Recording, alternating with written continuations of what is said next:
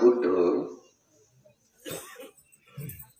ধর্ম প্রচার করতে করতে এক সময় কুরু রাজ্যে তুল্যকুট্টিক নামক এক শ্রেষ্ঠীর পরিবারে বা শ্রেষ্ঠীর অঞ্চলে তিনি গমন করেছিলেন। সেই শ্রেষ্ঠীর একজন পুত্র ছিল, পুত্রের নাম ছিল রাষ্ট্রপাল। রাষ্ট্রপাল বললে এই অঞ্চলের মানুষ, আমাদের সবার মধ্যে একটি চেতনা জাগ্রত হয়। সে আমাদের বিশ্ববরেণ্য মহামান্য সেই সঙ্গরাজ প্রয়াত ডক্টর রাষ্ট্রপাল মহাতেরো, যিনি বাংলাদেশ বৌদ্ধ সেবা সদনে অবস্থান করেছেন, ত্যাগটা গ্রামে অবস্থান করেছেন। তো সত্ত্বেও রাষ্ট্রপাল ভান্তের কথাটা দিয়ে সেজন্য রাষ্ট্রপাল শব্দটি বললাম, যে রাষ্ট্রপাল ছিল তাদের একমাত্র পুত্র। তার দুইটি সুন্দর রমণী ছিল এবং তুল্যকুট্টিক তার নাম হওয়ার পিছনে তার অগাধ কোটি কোটি সম্পদের অধিকারী ছিল রাষ্ট্রপালের পিতা। তো রাষ্ট্রপাল বুদ্ধ আসছেন কুরু রাজ্যের মধ্যে, বুদ্ধ ধর্ম কথা বলবেন, তাই তিনি গভীর আগ্রহে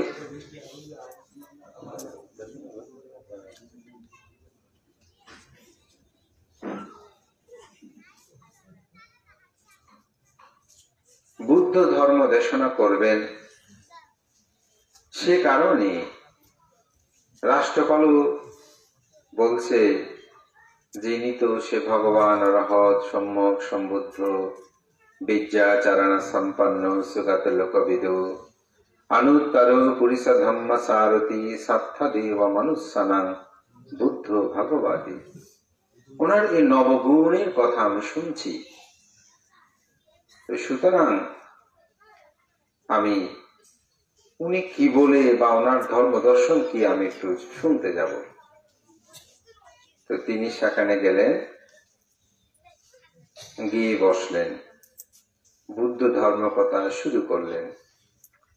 বুদ্ধের আনুপূর্বিক ধর্ম কথা, আনুপূর্বক কি দান কথা, শীল কথা, ভাবনা কথা, যে জন্ম দুঃখ, জরা দুঃখ, ব্যাধি দুঃখ, মরণ দুঃখ, অপ্রিয় সংযোগ দুঃখ, প্রিয় বিয়োগ দুঃখ, স্মৃতি বস্তু অলাভ দুঃখ, পঞ্চপাদান স্কন্ধ দুঃখ। এই দুঃখের কারণ কি? এই দুঃখের কারণ হচ্ছে অবিদ্যা। অবিদ্যায় আমাদের এই ভবচক্রে ঘুরাচ্ছে।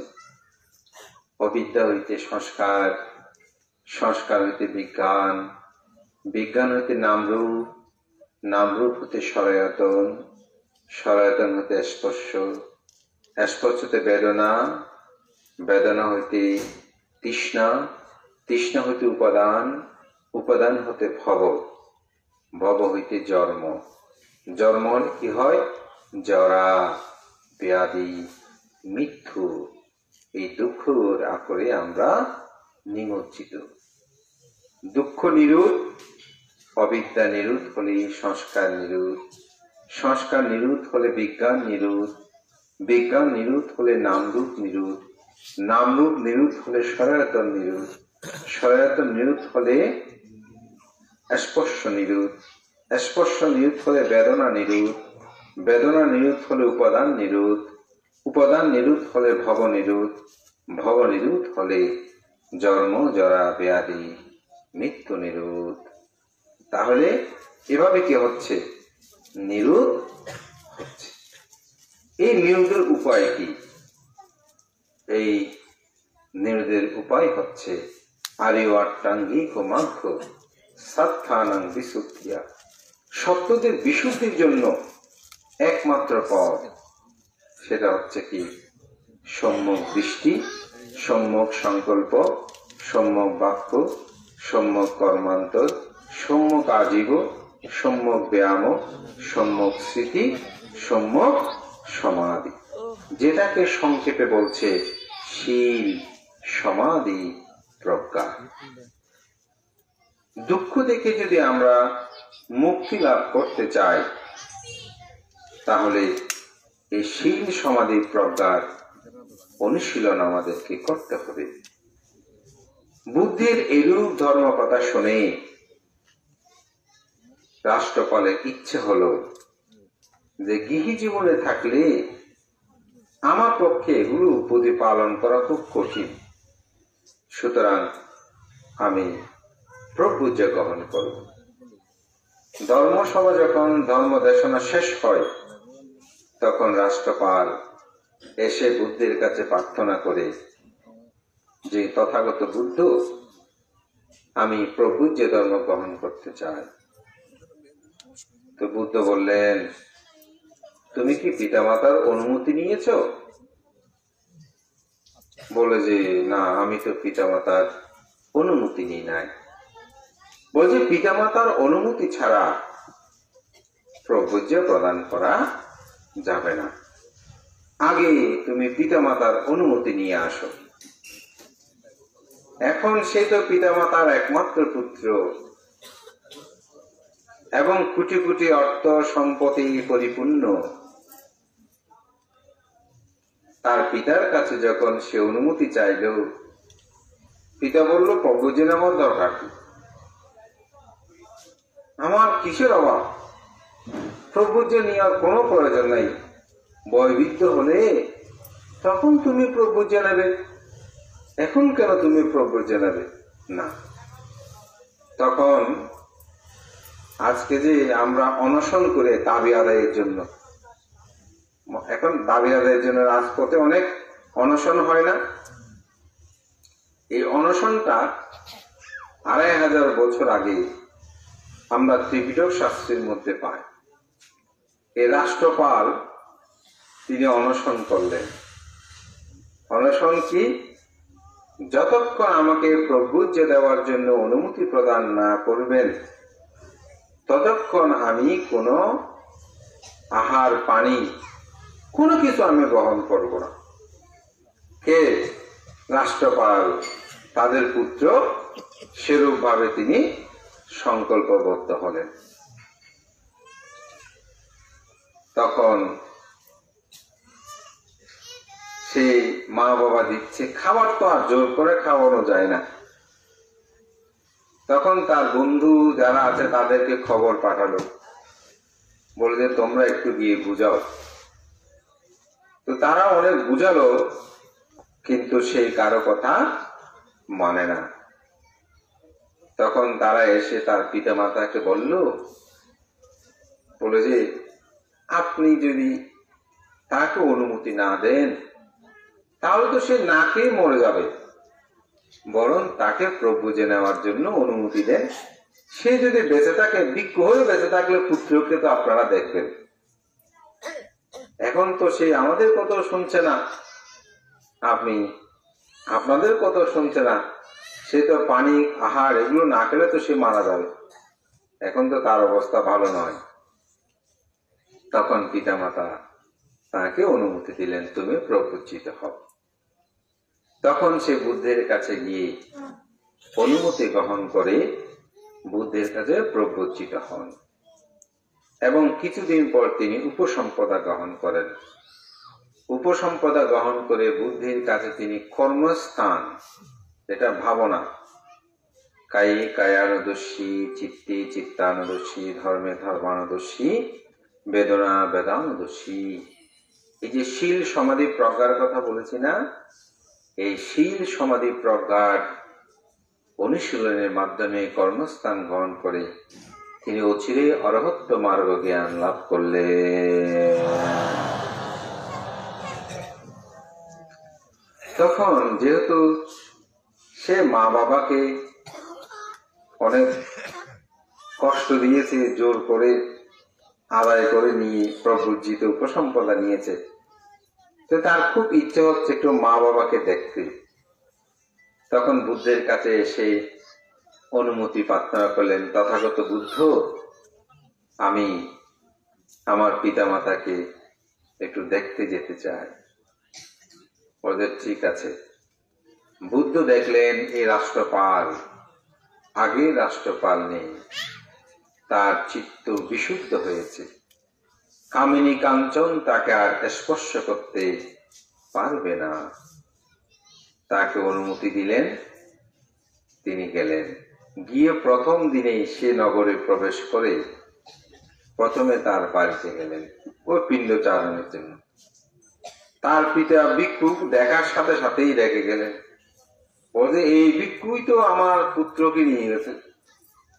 রাগান্বিত, ভিক্ষু দেখলেই রাগান্বিত, কারণ তার একমাত্র পুত্রকে নিয়ে গেছে। তখন পিণ্ডচারণ দেওয়ার কথা বাপ দেখে একেবারে রেগে রেগে আসে। সে চলে যাচ্ছে, সে বাড়ির দাসী, সে কিছু পচা খাবার ফেলে দিচ্ছে। সেটা দেখে রাষ্ট্রপাল কাছে এসে বলছে, আপনি কি খাবারগুলো ফেলে দিচ্ছেন? বলে যে হ্যাঁ ফেলে দিচ্ছি। বলে যদি আপনি ফেলে দেন উচ্ছিষ্ট বলে মনে করেন, তাহলে খাবারগুলো আমাকে দিতে পারেন। এগুলো সব বাসি খাবার, ওই রাত্রে নষ্ট হয়ে গেছে বাসি খাবার, বিশাল বাড়িতে, সেজন্যই সেটা প্রদান করছে, ফেলে দিচ্ছে। বলে যদি কিছু মনে না করেন, আপনার প্রয়োজন না হলে ফেলে দিলে এগুলো আমাকে দিতে পারেন। তো খাবারগুলো দিচ্ছে। দেওয়ার সময় তার হাত পা দেখে এই দাসী বুঝতে পারছে এটা আমাদের কুমার রাষ্ট্রপাল, হাত পা তো সেরকম মনে হচ্ছে। তখন সে দ্রুত ফিরে এসে রাষ্ট্রপালের পিতাকে বলছে যে তাতু, আমার মনে হয়েছে যে আপনাদের পুত্র ফিরে এসেছে। বলে কেমন করে? বলে আমি ওনাকে আমি বাসি খাবারগুলো যখন ফেলে দিচ্ছি, আপনি তো খাবার দেন নাই, তখন সে আমাকে বলেছে যে বাসি খাবারগুলো যদি ফেলে দেন একান্তই, আপনি চাইলে আমাকে দিতে পারেন। বলে আমি দেওয়ার সময় ওনার হাত পা দেখছি, মনে হচ্ছে আমাদের কুমার রাষ্ট্রপাল হবে।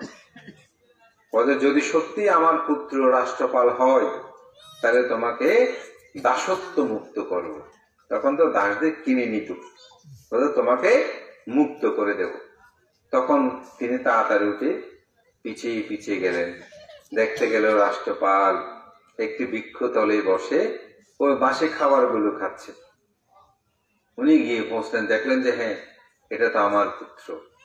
শিকল পড়লে আসলে অনেক সময় দূর থেকে তো চেনা যায় না, চিনতে পারে নাই। তখন বলছে, হে পুত্র, আমার কি খাবারের অভাব আছে? তুমি রাস্তায় রাস্তায় বিক্রি করে বাসি দুর্গন্ধ খাবার কেন খাচ্ছ? তুমি চলো আমার সাথে, আমার বাড়িতে, আমার প্রাসাদে কি খাবারের অভাব আছে? পিতা তাকে আনতো, বলে যে না, আজকে আমার আহার শেষ, আমি আজকে আর কোনো আহার গ্রহণ করবো না। বলে ঠিক আছে, তাহলে আমি আগামীকালের জন্য ফাং করছি। তারপরের দিনের জন্য ফাং করলো, তিনি এতে বাড়িতে আসলেন। তার দুই স্ত্রীকে খুব সুন্দর করে সাজালেন একদম স্বর্ণ অলঙ্কারে, যাতে সে মোহিত হয়। তো বাড়িতে প্রবেশ করে তার স্ত্রী তাকে অভ্যর্থনা দিয়ে জানলেন, বিভিন্ন কিছু রং বেরঙের অনেক কিছু করলেন।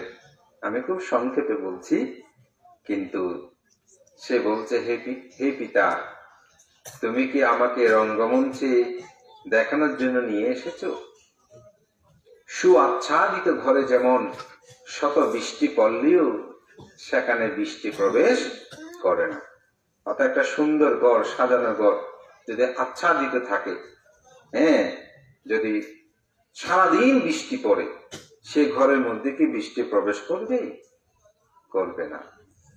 বলে যে রাষ্ট্রপালেরও গৃহে মানে মনে সেটা এমন ভাবে আচ্ছাদিত, এখানে শত রমণীয় অস্পরা যত সুন্দরী আসুক, তাকে আচ্ছাদিত করতে, তার ঘরের মধ্যে প্রবেশ করতে পারবে না।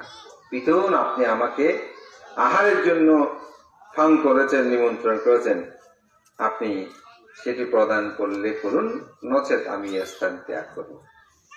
তখন পিতা তাড়াতাড়ি এসে তাকে আহার দিলেন, তিনি আহার গ্রহণ করলেন। গ্রহণ করে তিনি ত্যাগ করে সে গৌর নামক এক রাজ উদ্যানে গিয়ে তিনি বসলেন। সেই রাজ্যের নাম, সেই রাজার নাম ছিল গৌরব রাজা। তিনি এই ষষ্ঠী পুত্রের আগমন কথা শুনে তার সেই উদ্যানে গেলেন, গিয়ে দেখলেন তিনি সেখানে বসা আছে। তখন তাকে দেখে বললেন, হে যুবক, তুমি কেন সন্ন্যাসী ধর্ম গ্রহণ করেছ? সন্ন্যাসী ধর্ম গ্রহণ করার 4টি কারণ আছে।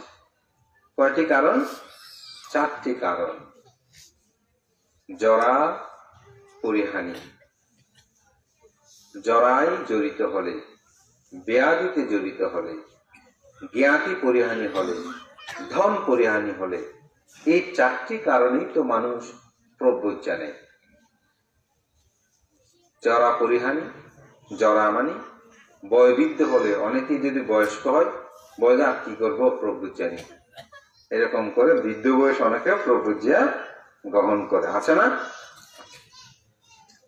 ব্যাধি পরিহানি, ব্যাধি, ব্যাধিতে হলে কে, যেমন অনেকে রোগ, সব সময় রোগ হয়, রোগ ব্যাধি হয়, তখন জীবক যত ফ্রি চিকিৎসা করত, অনেকে কিন্তু এই চিকিৎসা, ফ্রি চিকিৎসা পাওয়ার জন্য প্রব্রজ্ঞা গ্রহণ করত। তো বলে যে অসুখ বিসুখ হলে অনেকে প্রব্রজ্ঞা গ্রহণ করত।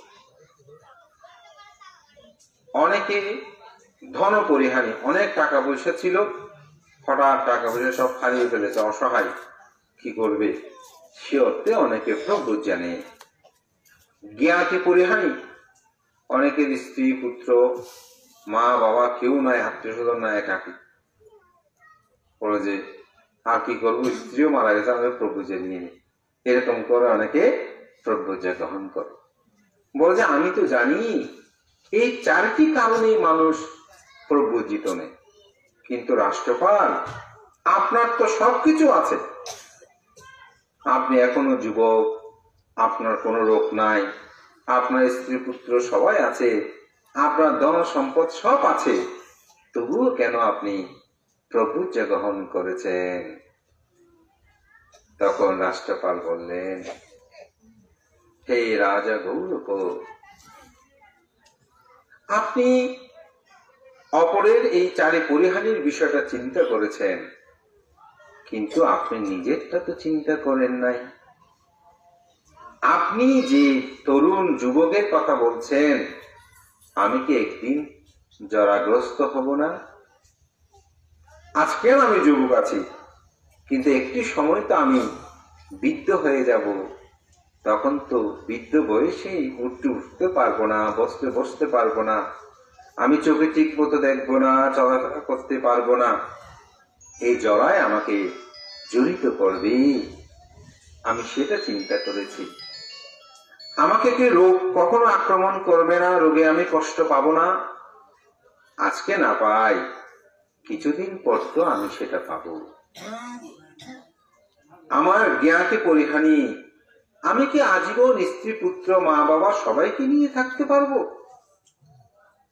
কোনো না কোনো সময় তো তারা মৃত্যুবরণ করবে, আমার কাছ থেকে হারিয়ে যাবে, সেই দুঃখকে আমি কোনো না কোনো সময় পাবো না? অবশ্যই পাবো। ধন পরিহানি, এই ধন কি আমার চিরকাল থাকবে? একটা না একটা সময় তো এই ধনকে ত্যাগ করে আমাকে চলে যেতে হবে, মৃত্যুবরণ করলে এই ধন ছেড়ে যেতে হবে না? এই 4 পরিহানির কথা আমি চিন্তা করে আমি প্রব্রজ্ঞা ধর্ম নিয়েছি। এই কথা শুনতে শুনতেই সেখানে উপস্থিত সকলের মধ্যে সেই চেতনা বুদ্ধি জাগ্রত হয়। তা আমাদের প্রব্রজ্ঞা নেওয়ার প্রধান কারণ হচ্ছে এই 4টি। যদি আমরা অনুভব করি, আমি জরায় জড়িত হব, আমি ব্যাধিগ্রস্ত হব, আমার জ্ঞাতি পরিহানি হবে, আমার ধন পরিহানি হবে, এটি অপরেরটা না ভেবে নিজেরটা ভেবে যিনি উপলব্ধি করতে পারেন, তিনি আসলে প্রব্রজ্ঞা ধর্ম গ্রহণ করতে পারেন। প্রব্রজ্ঞা মানে কি? পাপমল বর্জন। প্রভুজ্য মানে কি? পাপমল বর্জন। কিসের পাপ? জন্ম জরা ব্যাধি বা পঞ্চশীল দিয়ে যদি বলি, আমরা যে অকুশল কর্ম করি, এখানে 10টি অকুশল কর্ম আছে, সেগুলো বলে একটু পঞ্চশীল দিয়ে বললে সোজা। প্রাণী হত্যা, চুরি, বেবিচারী, মিথ্যা কথা, ভেদকতা, সম্প্রলাপ এবং কর্কশ বাক্য, মদ নেশা দ্রব্য সেবন, এগুলো না করা। এগুলো যিনি করেন সেটা হচ্ছে অকুশল পথ, আর এগুলো যিনি করেন না সেটা হচ্ছে কুশল পথ। এগুলো পরিত্যাগের জন্যই আসলে পাপ অমল কি বর্জন। এই পাপ অমল গুলো বর্জনের প্রতিনিয়ত প্রচেষ্টাই হচ্ছে কি আসলে প্রব্রজ্য। এই প্রব্রজ্য বুদ্ধ ধর্ম দর্শনে অতীব গুরুত্ববহ। আমাদের অনেক আচার্য বলেন, অতীত জন্মে যদি পুণ্য পারামি না থাকে, তার পক্ষে এই প্রব্রজ্য ধর্ম গ্রহণ করাটাও সম্ভব নয়। এবং এই প্রব্রজ্য ধর্ম গ্রহণের মূলত ভিক্ষু জীবনটা আসলে একেবারে বলা হচ্ছে যে আকাশের উন্মুক্ত পাখি যেমন যেদিকে ইচ্ছে সেদিকে সে বিচরণ করতে পারে, তার কোনো পিছুটান থাকে না। যদি এটা বললে সহজে বুঝবেন কেমন এই প্রব্রজ্য ধর্ম হচ্ছে সেরকম। আসলে চিত্ত আনন্দময়, চিত্তের মধ্যে একটা পূর্ণ চেতনা থাকে, পিছু টান কোনো থাকে না, কোনো কিছু চিন্তা করতে হয় না। চিন্তা করতে হয় না। আমি প্রব্রজ্য অনুষ্ঠানে প্রায় সময় একটা উদাহরণ দিই, সে উদাহরণটা একটু বলি। আমাদের শ্রদ্ধেয় সাদানন্দ মহাতেরও বনভান্তে তিনি একটা খুব সুন্দর উদাহরণ দিলেন প্রব্রজ্য সম্পর্কে। বলছে লংগদু থেকে 2টা জাহাজ, 2টা ট্রলার যাত্রা শুরু করেছে। একটা হচ্ছে লোকাল আর একটা হচ্ছে রিজার্ভ ডাইরেক্ট। তো লোকালটা কি করবে, এই ঘাটে ভিড়বে, আর যেটা রিজার্ভ বা নন স্টপ চলবে ওটা কোথায়ও ভিড়বে না, সোজা চলে আসবে। কোথায়? রাঙামাটিতে। ওদের কোনটা আগে পৌঁছবে? যদি মাঝি, তেল, চালক সবকিছু একই রকম থাকে, দুটোটার মধ্যে সমান থাকে, কোনটা আগে পৌঁছবে? রিজার্ভটা আগে পৌঁছবে নাকি লোকালটা? রিজার্ভ যেটা ডাইরেক্ট নন স্টপ সেটাই আগে পৌঁছে যাবে। তো বলতে ভিক্ষু জীবন, সমন্য জীবন হচ্ছে ওই ডাইরেক্ট চলে আসা। আর গৃহী জীবনটা হচ্ছে লোকাল। কিরকম? এই ঘাটে বৃত্ত। কোন ঘাট? স্বামীর কর্তব্য, স্ত্রীর কর্তব্য। আপনাদের এগুলো করতে হয় না? করতে হবে। পুত্রের কর্তব্য, কন্যার কর্তব্য, ছেলে মেয়ে থাকলে তাদের কর্তব্য, শ্বশুর শাশুড়ি থাকলে তাদের কর্তব্য, সেগুলো করতে হবে। পাড়াপড়শি থাকলে তাদেরও কর্তব্য করতে হবে। একটা ছোট্ট উদাহরণ দেয়, আপনি বিহারে আসবেন, অষ্টশীল নিতে স্বামীর জন্য কি কি ব্যবস্থাপনা সেগুলো ঠিক করতে হয়, ছেলে স্কুলে যাবে সেগুলো ঠিক করতে হয়, শ্বশুর শাশুড়ি বয়বৃদ্ধ থাকলে সেগুলো ঠিক করতে হয়। আসার সময় পাশের বাড়িটাকে যদি একটু ডাক না দেন, বলবে যে আমাকে না ডেকে চলে গেছে, বেশি ধার্মিক হয়ে গেছে। তাহলে কত ঘাটে ভিড়তে হলো দেখছেন? এরকম ঘাটে ভিড়ে আপনাকে বিহারে আসতে হবে। আর আপনাদের সংঘরত্ন বানতে মুসান কানাতে যাবি, তালাটা মারলো না মারলে চলে গেছে, শেষ এতটুকু। কোনো ভিড়ে আছে? কোনো ভিড়ে নেই। এই গেছে এক জায়গায় ভাঙে, আবার ফোন আসলো বা বললো অমুক জায়গায় মানুষ মারা গেছে, কাউকে বলতে হবে না মরাতে চলে গেছে। আপনার পক্ষে সেটা সম্ভব না, বলে যান দেখি কি অবস্থা। উপশিকা বলবে গেছেন এক কাজ, আর এক কাজে কোথায়? বাড়ির সব মাথায় তুলে ফেলবে, ঠিক না? কোথায়? ওই ঘাটে ভিড়ে আপনাকে যেতে হবে।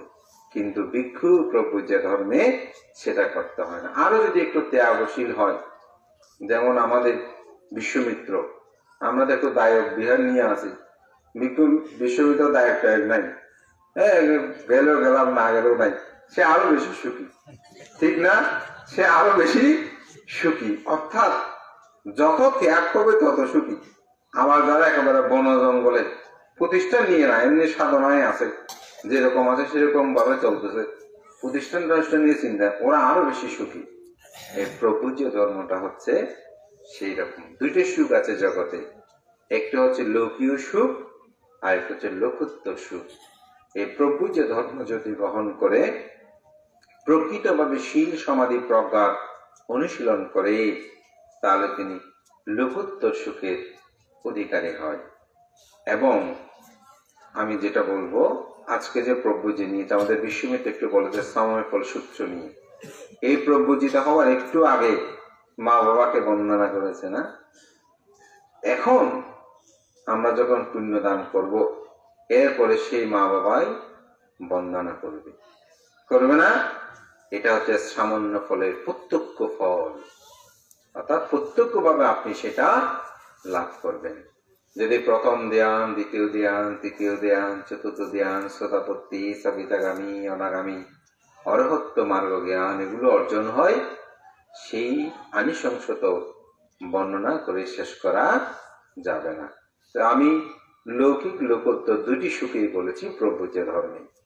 তবে প্রভুজ্য ধর্মে সবচেয়ে বড় হচ্ছে শিলের গুরুত্ব। এজন্যই বলছি, শিলে পাঠিঠায়া নারো সাপাইয় চিত্তাং পায়াং সাভাবায়া আতাপি নিপাক ভিক্ষু সুইমাং বিজাটাই জাটান্তি। এটি বুদ্ধকে প্রশ্ন করেছিল এক দেবতা। একদিন গভীর নিশীত রাত্রে এসে দেবতাকে প্রশ্ন করছে, অন্তজটা বাহিক জটা জটাই জটিত পাজা তাং তাং গৌতম পুষ্যামি কো ইমাং বিজাটাই জটান্তি। অন্তরের মধ্যে যে জটা, অন্তরের লোভ দেশ মোহ, বাহিরে যে জটা, এই জটা থেকে কিভাবে মুক্তি লাভ করা যায়?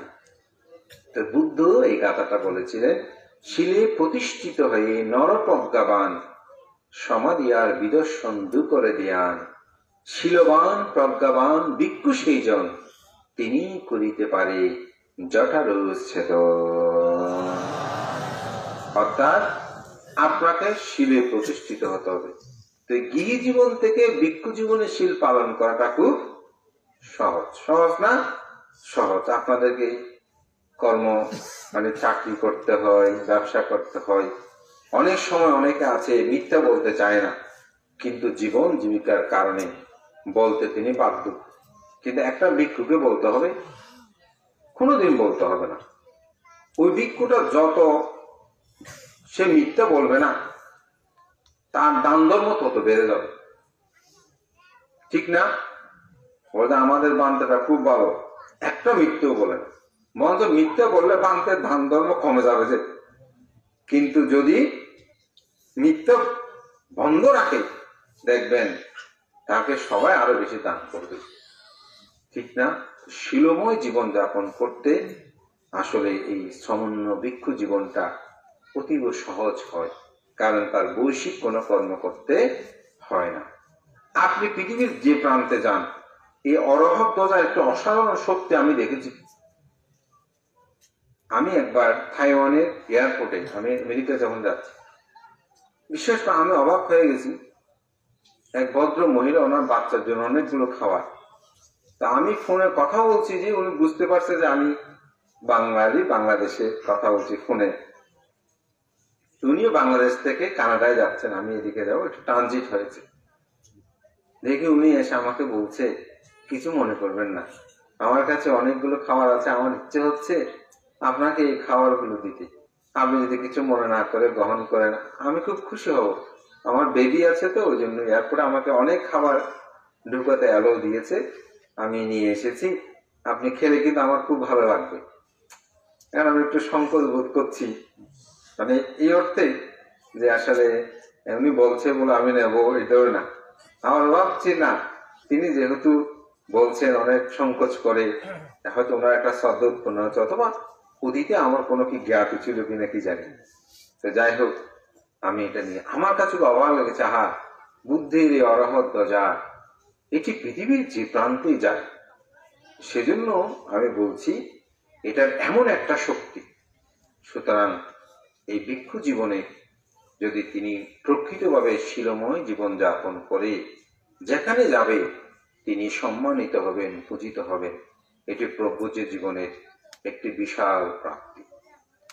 এখন যারা দাতা তাদের আজকে কি হলো, এটা একটু বলে আমার দেশমাটা শেষ করব। সেটা যদি বলি, আপনারা সম্রাট অশোকের কথা শুনেছেন। সম্রাট অশোক বুদ্ধের পরিনির্বাণের 218 বছর পর তিনি রাজত্ব লাভ করলেন। তার রাজত্ব লাভের 6 বছর পর তিনি বুদ্ধ ধর্ম গ্রহণ করলেন। তার এক ভ্রাতা, তার নাম ছিল সুমন। সেই পাটালি নগরে অর্থাৎ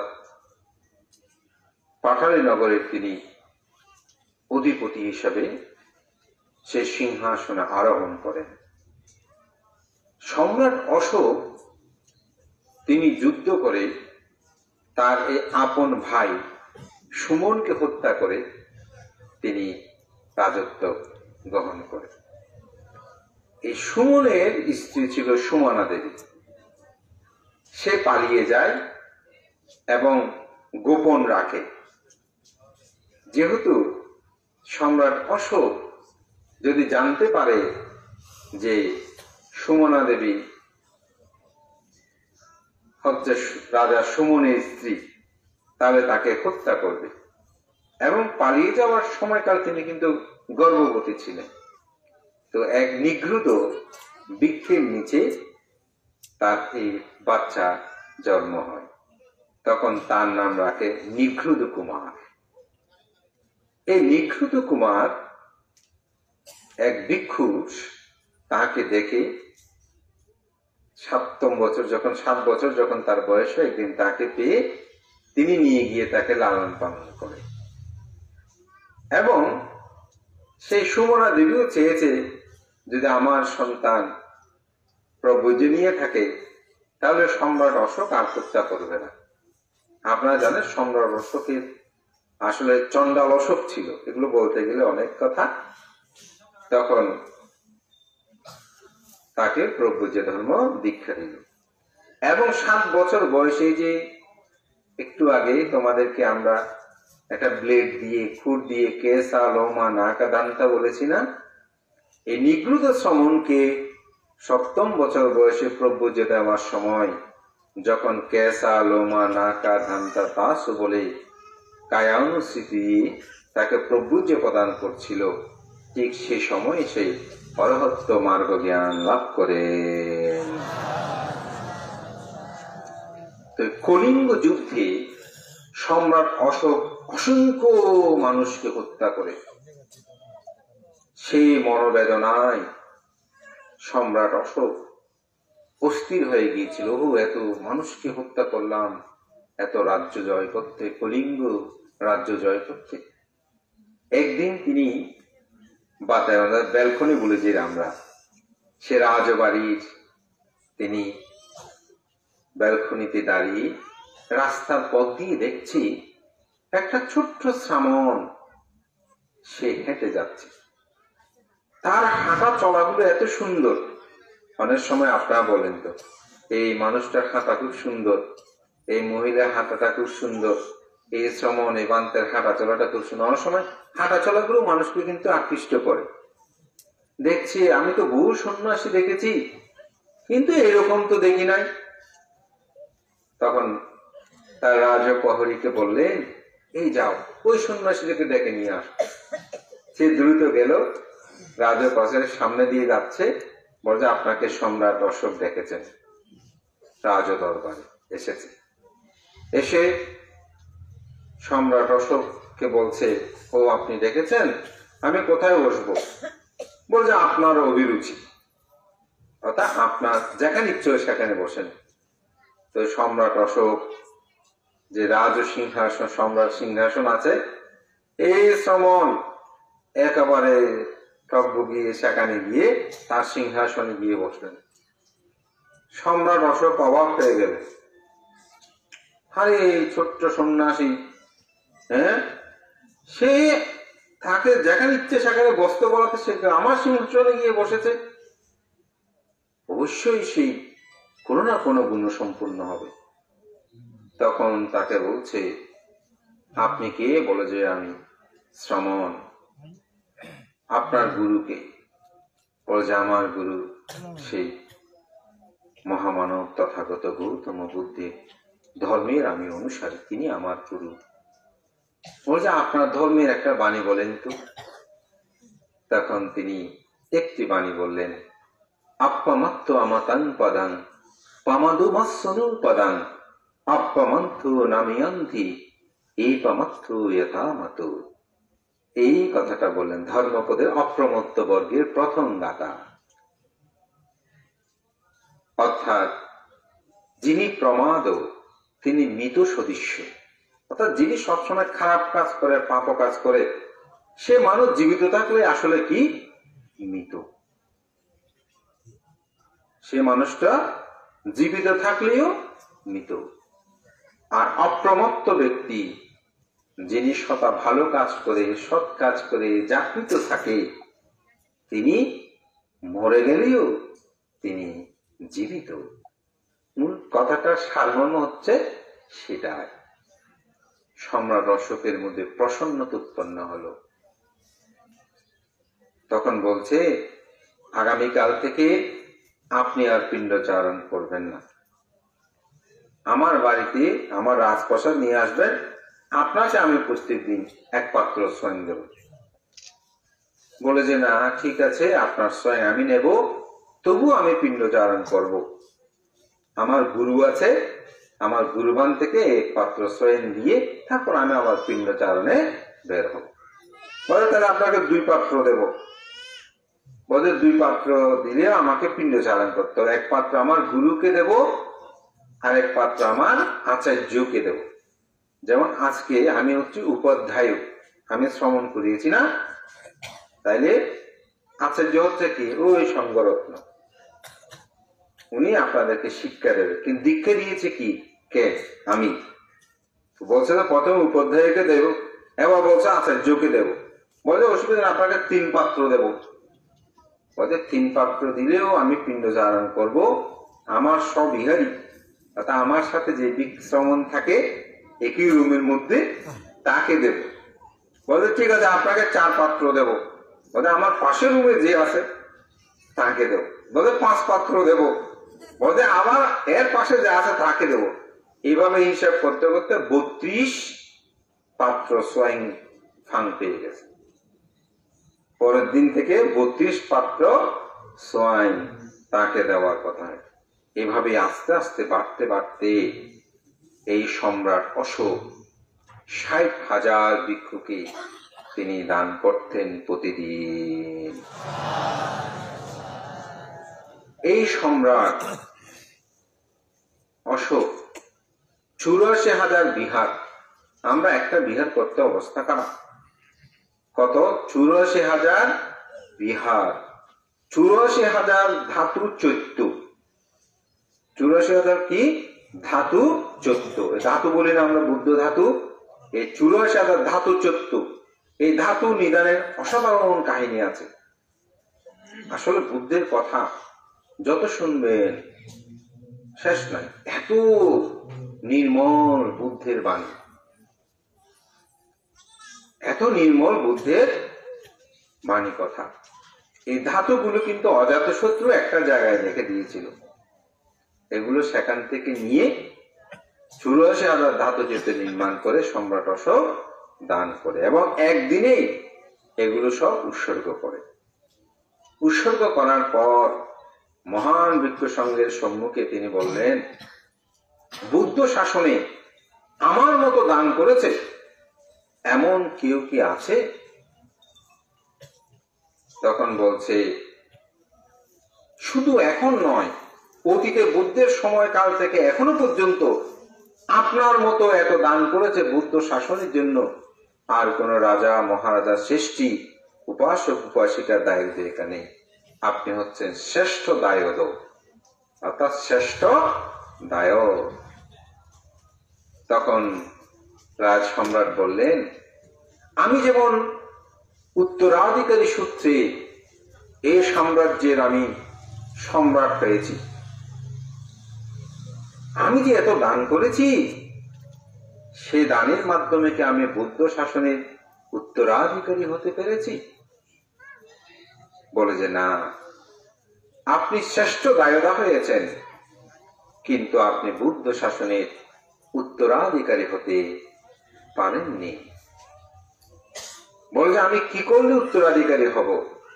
বলে আপনি যদি আপনার অরুষজাত সন্তান বুদ্ধ শাসনে দান করেন, তাহলেই আপনি উত্তরাধিকারী হবেন।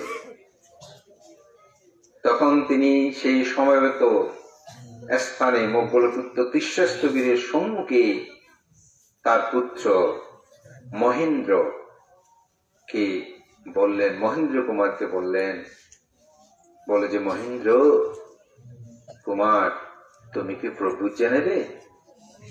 পুত্রকে কেমন দায়ক দেখেন, এত কিছু দান তো করেছে, শাসনে আবার সম্রাট হয়ে নিজের পুত্রকে দান। আমাদের তো কিছু টাকা পয়সা হলে, অর্থবিত্ত হলে মনে করে যে আমার ছেলে কেন প্রভুজ্ঞা নেবে। হ্যাঁ, এটা মানসিকতা। আমার একটা বন্ধু, আমি নাম বললে আমাদের লিটনও চিনবে, নামটা বলে আর্যশ্রী, সেই মা বাবার একমাত্র সন্তান। সে আমাকে প্রায় সময় দুঃখ করে বলতো, বলতে বান্ধব দুঃখ লাগে, কোথায় নতুন নতুন সে বিক্ষ হয়েছে, বলতে বান্ধব কোথায় ওখানে গেলে প্রথমে জিজ্ঞাসা করেছে মা বাবা আছে। মানে ওই গরিব হতে না পেরে, আসলে ওর বাবা তো সরকারি চাকরি করতো, অর্থবিত্ত আছে। আমাদের লিটনদের সহযোগিতায় বলা যায় যে ভাবনা কেন্দ্র করেছে, যে বর্তমানে সিএমবির ওখানে যে চাঁদগাঁও আন্তর্জাতিক বিদেশন ভাবনা কেন্দ্র শ্মশানে করে, যেটা এটা লিটনদের শ্মশান। তো এখন সে দুঃখ করে বলতো, তাই বললাম বাদ দাও, বাদ দাও, এগুলো চিন্তা করে লাভ নয়, কতজনে কত বলবে। আর আমরা কি গায়ের মধ্যে লিখে দিব যে আমি বড় লোকের সন্তান, আমি বড় লোকের সন্তান? এটা তো আর লিখে মানুষ খুঁজে নেবে। আমি বললাম, এভাবে আমরা দুজনেই আলোচনা করতাম। তো অনেকেই সেরকম অর্থবিত্ত বিষয়টা ফলে মনে করেন আমার ছেলে অর্থবিত্ত, প্রভুজি নেওয়ার দরকার কি, এরকম মনে করে। কিন্তু সম্রাট অশোক দেখেন বুদ্ধ শাসনের জন্য সে বললেন, হে পুত্র, তুমি কি প্রভুজ্ঞা নেবে? তখন সে বলল, হে পিতন, আমার কাকা সম্রাট অশোকের কিন্তু আরেক ভাই, তার নাম ছিল তিস্য। বলে যে আমার কাকা যখন প্রভুজ্ঞা নিয়েছিল, অর্থাৎ আপনার ভাই যখন প্রভুজ্ঞা নিয়েছিল, তখন আমার খুব ইচ্ছে হয়েছিল প্রভুজ্ঞা নিতে, কিন্তু আমি সাহস পাইনি বলতে। তখন থেকে আমার ইচ্ছে হয়েছে আমি প্রভুজ্ঞা নেব। তখন বলে যে ঠিক আছে। সঙ্গমিত্রাকে বলল, তুমি প্রভুজ্ঞা নেবে? তো সঙ্গমিত্রা বলছে, হ্যাঁ, আমার কাকার সাথে যখন আমার স্বামী, তার স্বামীর নাম ছিল অগ্নি ব্রাহ্মণ, আগ্নি ব্রাহ্মণ, বলে যে আমার স্বামী যখন প্রভুজ্ঞা নিয়েছিল, তখন থেকে আমার ইচ্ছা হয়েছিল আমিও প্রভুজ্ঞা ধর্ম গ্রহণ করব। তখন তারা দুজনেই প্রভুজ্ঞা ধর্ম গ্রহণ করলেন, এবং গ্রহণ করে অচিরেই তারা অরহত্ত মার্গ জ্ঞানেই উপনীত হলেন। এবং এই সঙ্গমিত্রা, তার কন্যা সঙ্গমিত্রা বুদ্ধগয়া থেকে সে বুদ্ধিবৃক্ষের চারা নিয়ে শ্রীলঙ্কায় গিয়ে ধর্ম প্রচার করে বুদ্ধিবৃক্ষ রোপণ করে। যখন আমাদের ভারতবর্ষে যে বুদ্ধিবৃক্ষের নিচে তথাগত বুদ্ধত্ব লাভ করেছেন, সেই বুদ্ধিবৃক্ষ কিন্তু দুইবার ধ্বংস হয়ে যায়।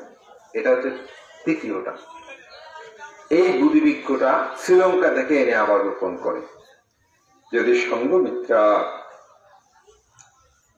ভিক্ষুণী না হতেন, শ্রীলঙ্কায় আজকে যে ধর্ম সমগ্র বিশ্বে নবজাগরণ ঘটিয়েছে, এটা কিন্তু সম্ভব হতো না।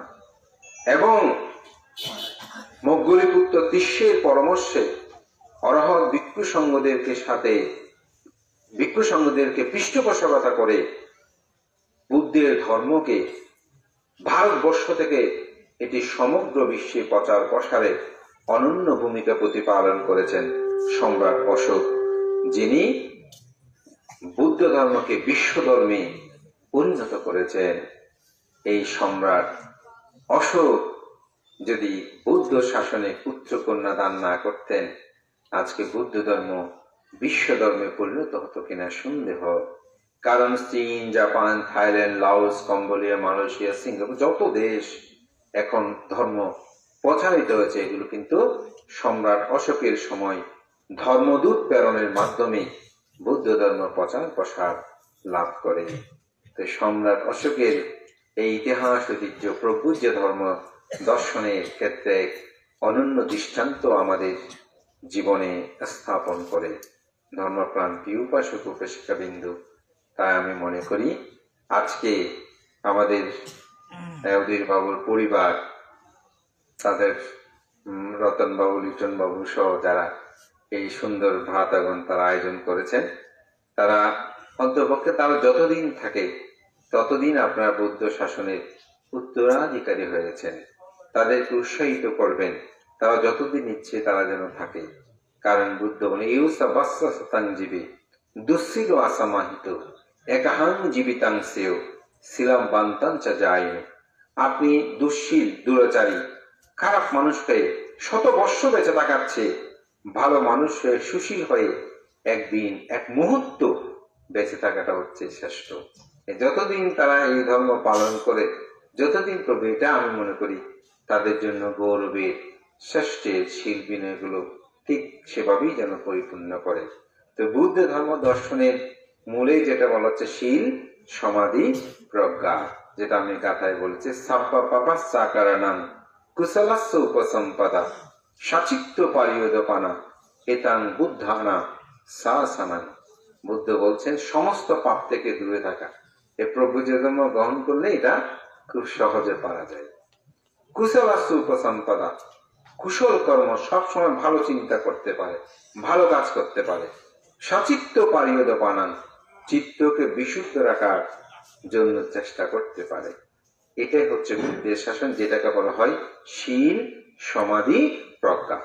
আপনি এই গাথাটার মধ্যে বুদ্ধের ধর্ম সমস্ত পাপ থেকে দূরে থাকা। সমস্ত পাপ থেকে দূরে থাকতে হলে শীল পালন করতে হবে।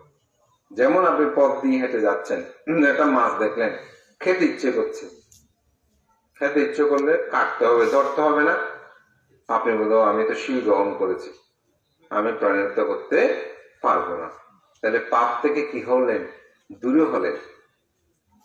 পাপ থেকে দূরে কুশলস্য উপসম্পদা, চিত্ত যখন সমাধিস্থ থাকে তখন আপনি ভালো চিন্তা করতে পারবেন সবসময়, আর নয়তো পারবেন না। ভালো চিন্তা হলো সচিত্ত পারিয়দপানা, প্রজ্ঞা, প্রজ্ঞা যখন, জ্ঞান যখন থাকবে আপনি খারাপ কাজটি সম্পাদন করবেন না। এই প্রভু যে ধর্ম আসলে এই শীল, সমাধি, প্রজ্ঞা অনুশীলনে সবচেয়ে বেশি গুরুত্বপূর্ণ ভূমিকা প্রতিপালন করতে পারে। শ্রদ্ধেয় মহান সঙ্গের প্রতি আমার বন্দনা। আপনাদের সকলের উত্তর শ্রীবিদ্যা কামনা করছি। রতন বাবু, লিটন বাবু সহকারে আমার পরম জ্ঞাতি বিন্দু। আসলে আগামীকালের কথা বলে অনেকদিন আগে আমার একটা ফাং থাকাতে আসলে ফাংটা পরিবর্তন করতে পারছি না, যার কারণে আবার নবলের মধ্যে একটু প্রভু যে ধর্ম, প্রভু যে অনুষ্ঠান হলো আপনি যোগদান করেন, তা আমি এসে খুবই ভালো লাগছে, খুবই প্রীত আনন্দ অনুভব করছি। আপনারা আজকে এত সুন্দর একটি আয়োজন করেছেন, আমি মনে করি সমাজে আমাদের মধ্যে একটা দৃষ্টান্ত হয়ে থাকবে। এই পুণ্যময় অনুষ্ঠানগুলো যেন আমরা অবশ্যই আরম্ভ নেই। আমার সাথে বিশ্বমিত্র আমরা কথা বলতে বলতে ভাবতে খুব ভালো লাগছে যে এরকম তারা আয়োজন করেছে। এবং আমাদের পুরনো যে ঐতিহ্য, যে গন্ধকুটি চতুর্দিকে সংক্রমণ করা, এখানে হয়তো বুধি গাছ আছে, বুধি কেটে করলো, পুরো পাড়াটা প্রদক্ষিণ করলো। সেখানে তারা রাজকুমার সিদ্ধার্থ যেভাবে তিনি গৃহত্যাগ করেছিলেন কণ্ঠকের পিঠে চড়ে, তারাও আজকে সেটার একটা প্রতীকী হলেও আমি বলবো একটি চর্চা হয়েছে। এটার দ্বারা আমাদের যে ছেলে মেয়েগুলো আছে তাদের মধ্যে একটা চেতনা উৎপন্ন হবে যে আমরাও এরকম ভাবে হব। এবং আমি মনে করি সেটা সামর্থ্য থাকলে, না থাকলে যে করতে বাধ্য তা নয়, আমি মনে করি না থাকলে আপনার মতো করে আপনার কোনো সমস্যা নেই, কিন্তু তাদের সামর্থ্য আছে, তারা সেটা চাইলে করতে পারে।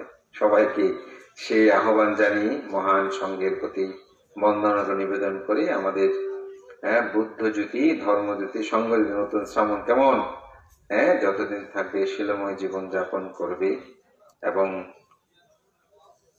এই পবিত্রময় জীবনটাকে অনুধাবন করার চেষ্টা করবে। আমি মনে করি এটা একটা অসাধারণ মানুষের জীবনে পারাবে।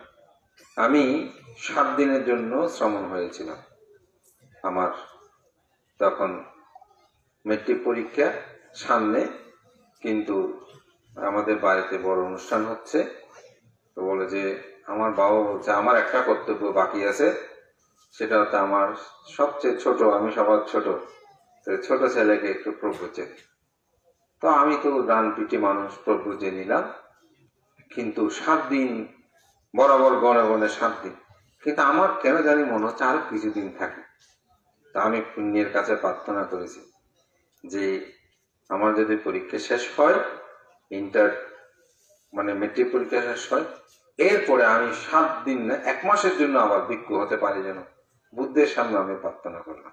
তো ওই 7 দিনে যেদিন কাপড় ছেড়ে দেবো সেদিন, তারপর আমি তো কাপড় ছেড়ে দিলাম, ইন্টার পড়লাম, ইন্টার পাস করলাম। এই ইন্টার পাস করে আবার অবসর সময় এত মোবাইল এসে তো ছিল না, আমি বই পড়তে শুরু করলাম, গল্প বই পড়তাম। বিশেষ করে কোন গল্প, হুমায়ুন, ইন্দ্রুল হক মিলন, এই সে বই, এগুলো লাইব্রেরিতে পড়া শেষ, তখন একটু ধর্মীয় বই পড়ি, ওগুলোতে কি আছে, এটা অনীহা শক্তিও পড়া বলা যায়। সেটা পড়তে গিয়ে আমার জীবনে পরিবর্তন হলো।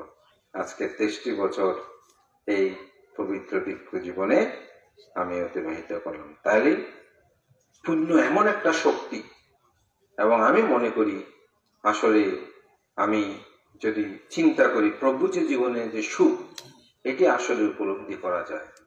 আমি যে কোনো ভিক্ষুকে দেখেছি যারা পরাজিত মুক্ত থেকেছেন, শিলময় জীবন যাপন করেছেন, মহাশিলবান ফলে তো মহা ভালো, একেবারে সেরকম নয়, অন্তপক্ষে পরাজিত মুক্ত হয়ে জীবন যাপন করেছেন। সেই ভিক্ষুগুলোর পবিত্র ভিক্ষু জীবনের আনন্দ, প্রসাদতা তারা কিন্তু উপলব্ধি করতে পেরেছেন। সুতরাং তোমরাও যদি সত্যিকার এর সামান্য ধর্মপতি পালন করো, ভালোভাবে চলো, দেখবে 7 দিন থাকো, 15 দিন থাকো, 1 মাস থাকার পরেও তোমাদের জীবনে সবসময় আমরা এরকম শিলময় জীবন যাপন করেছি, এরকম শ্রমণ জীবন রক্ষা করেছি, তাহলে সেটার মধ্যে আনন্দ প্রীতিভাবটা জাগ্রত হবে। এই আশা রেখে, আশীর্বাদ জানিয়ে আপনাদের সকলের প্রতি কৃতজ্ঞ চিত্তে পুণ্যদান করে আপনারা যেভাবে শ্রদ্ধা, সম্মান, অর্ঘ্য নিবেদন করেছেন, আমায় ঋণী করেছেন। আমাদের সিদ্ধার্থ বাবু তো যেভাবে তার লেখনীতে আমায় প্রশংসায় করে কৃতজ্ঞতার পাশে তার শ্রদ্ধা, অর্ঘ্য নিবেদন করেছেন আমাকে, আমি তার জন্য সকলের প্রতি কৃতজ্ঞতা জানিয়ে আপনাদের একজন পরম জ্ঞাত হয়ে মনে হচ্ছে অত্যন্ত সৌভাগ্যবান হয়েছি। আপনাদের সকলের উত্তর শ্রীবৃত্তে কামনা করি, সকলের মঙ্গলময় জীবন কামনা করি। প্রভু যে ধর্মের মহত্ব তার যত কিঞ্চিত কথা ভাষণ করেছি, এটার বিস্তারিত বলতে গেলে আরো অনেক কথা আছে। আপনারা সেগুলো আপনাদের জ্ঞান নেত্রে অনুধাবন করবেন। এই প্রত্যয় ব্যক্ত করে আমার নাতি দীর্ঘ ধর্ম কথা শেষ করছি। জগতের সকল প্রাণী সুখী হোক। এখন পুণ্যদান করবেন আমার অত্যন্ত প্রিয় ভাজন, এই পরিবারের এই পরম জ্ঞাতি, আমার অত্যন্ত প্রিয়জন ভদন্ত জয়সেন ভিক্ষু মহোদয়।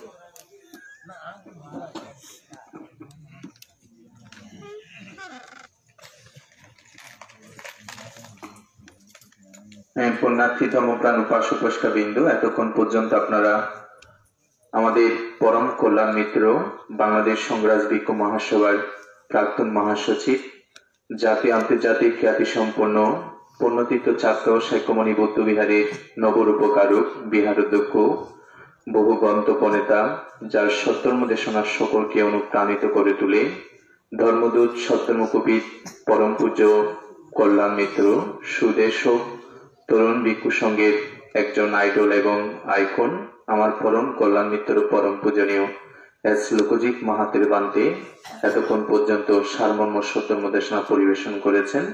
তো আজকে আমি মনে করি অনুষ্ঠান সার্থক এবং সুন্দর হয়েছে। পরম পূজ্য বান্তের প্রতি পরিবারের পক্ষ হয়ে, গ্রামবাসীর পক্ষ হয়ে আবারও কৃতজ্ঞতা জ্ঞাপন করছি এবং বান্তের নিরোগ সুস্বাস্থ্য দীর্ঘ জীবন কামনায় আপনারা প্রত্যেকে সকলের সাধুবাদ দিয়ে পূর্ণ অনুমোদন গ্রহণ করুন। সাধু সাধু সাধু সাধু। এখন আপনারা প্রত্যেকে জলধারা দিয়ে পূর্ণ নিবেদন করুন। জল নেন হাতে। সকলে সমস্যা বলবেন, সামনরাও বলবেন। ইধাঙ্গো ইয়াতিনাং হোতো সুকিতা হন্তো ইনাতয়ো। ইধাঙ্গো ইয়াতিনাং হোতো সুকিতা হন্তো ইনাতয়ো। ইধাঙ্গো ইয়াতিনাং হোতো সুকিতা হন্তো ইনাতয়ো। উন্নামে উদকং ওয়াট্টং এতানিন্নাং পবස්සতি। एवमेवा इतुदिन्नं तेतानां उपकप्पति। यथावारे महापुरा परिपुरन्ति सागरम्। एवमेवा इतुदिन्नं तेतानां उपकप्पति। यथावतस्सा हम्मेः सम्पदं पुण्यसम्पदं। सब्बे देवा सब्बे सत्ता सब्बे भूता सब्बे नागा सब्बे पेता अनुमोदन्तो सब्ब सम्पत्ति सिद्धिया। आकाशता च बुम्मट्टा देवनागा महिद्दिका। पुण्यन्ताम् अनुमोदित्वा चिरं रक्षन्तु बुद्धशासनम्। चिरं रक्षन्तु बुद्धदेशनं। चिरं रक्षन्तु मं परम्। इमेन पुण्यकम्मेन मामे बाला समागमो। सतं समागमो होतो यावनिब्बानापत्स्य। इदं मे पुण्यम् आसवक्कयावहं होतो। इदं मे पुण्यं निब्बानस्य पत्स्यो होतो। इदं मे शीलम् इदं मे दानम् इदं मे पुण्यम् आसवक्कयावहं होतो। इदं मे पुण्यम् इदं मे शीलम् इदं मे दानम् आसवक्कयावहं होतो। इदं मे पुण्यं निब्बानस्य पत्स्यो होतो। सब्बे सत्ता सुखिता हन्तु सम्बदुःखा पमुच्यतु भावतु तितान्तु। সাধু সাধু সাধু। মাননীয় সংঘ প্রধান বান্তের নির্দেশ ক্রমে এখানে পর্বজ অনুষ্ঠানের সমাপ্তি ঘোষণা করা হলো। আপনারা যারা সামনদেরকে বাড়তি দুঃখার এবং দান ধর্ম করবেন, আপনারা এসে কর্মগুলো সম্পাদন করতে পারেন এবং রাতে